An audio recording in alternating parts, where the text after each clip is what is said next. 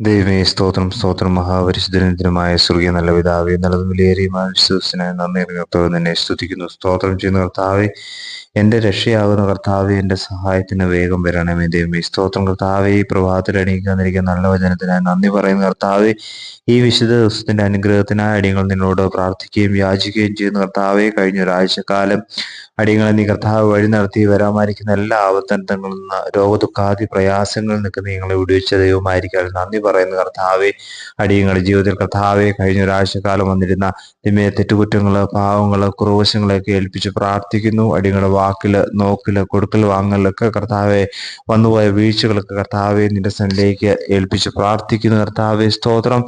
ദൈവമേ, സ്തോത്രം കർത്താവെ. ഈ ദിവസം കർത്താവെ ഏറ്റവും അനുഗ്രഹപ്രദമാകുവാൻ സ്വർഗം സഹായിക്കുമാറാകണമേ എന്ന് പ്രാർത്ഥിക്കുന്നു. ഈ വിശുദ്ധ ദിവസം നിന്നെ ആരാധിപ്പാൻ, മഹത്വപ്പെടുത്തുവാൻ അടിയങ്ങളെ സഹായിക്കണം. ലോകമ്പാട് നടക്കുന്ന വിശുദ്ധ ആരാധനകളെയൊക്കെ എന്റെ ദൈവം അനുഗ്രഹിച്ച് മാനിക്കണം, മഹത്വം കൊടുക്കണം, വിശ്വാസ സമൂഹത്തെ കൂട്ടി വരുത്തണം.